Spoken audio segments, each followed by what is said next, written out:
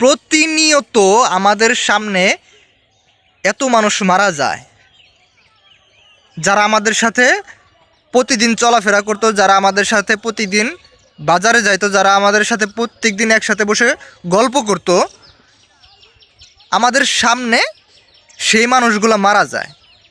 আমরা নিজেরা তাকে কবরস্থানে নিয়ে গিয়ে তার শেষ কাজ পরিপূর্ণ করে আসি। কিন্তু আফসোস আর দুঃখের বিষয় হলো, আমাদের ভিতরে বিন্দু পরিমাণ পরিবর্তন নাই।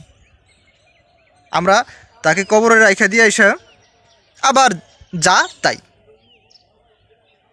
এমনকি আমি ব্যক্তিগতভাবে এমন দেখছি, বাস্তব কথা বলতেছি, ব্যক্তিগতভাবে এমন দেখছি যে ওই লাশকে যখন কবরস্থান নিয়ে যায়, মানুষ যখন জানাজার পরে পিছনে পিছনে যায়, তখন কিছু কিছু মানুষ এই দুনিয়ার গল্পই করে যে ভাই তোমার ব্যবসা কেমন চলতেছে, ভাই তোমার দিনকাল কেমন যাইতেছে, ক্ষেত খামার কেমন হইতেছে। আসলে এই যে যে দুনিয়ার প্রতি যে মানুষের একটা মায়া, দুনিয়ার প্রতি যে মানুষের একটা টান, তখনও এটা ছাড়তে পারে না। তাদের ভিতরে বিন্দু পরিমাণ পরিবর্তন নাই।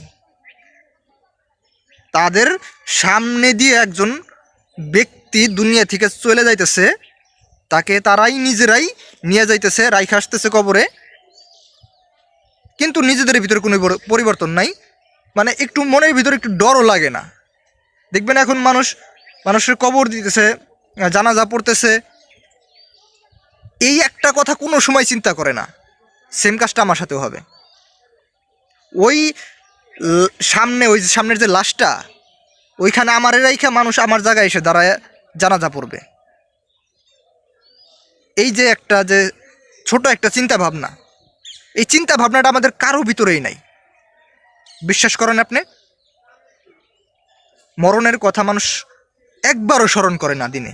এমন অনেক মানুষ আছে একবারও এটা চিন্তা করে না যে আমি একদিন মারা যাব। এমন অনেক মানুষ আছে যে এটা চিন্তা করে না, ভাই আমারও তো একদিন দুনিয়া থেকে চলে যেতে হবে, দুনিয়া থাকার জায়গা না। এরকম মানুষ সমাজে অনেক আছে যে তারা এটা একবারও চিন্তা করেন না।